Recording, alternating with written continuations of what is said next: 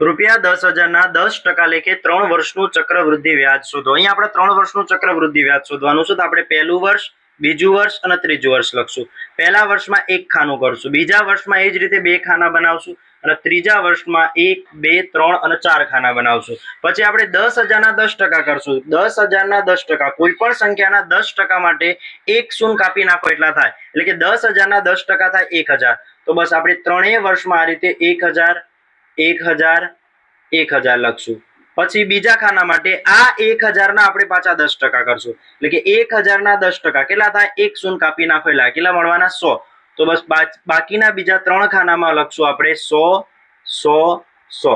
પછી આ 100 ના પણ 10% કરશું। 100 ના 10% એટલે એક શૂન્ય કાપી નાખો એટલે કેટલા થાય? 10। તો છેલ્લા ખાનામાં લખશું આપણે 10। બસ આ બધાનું ટોટલ કરશું।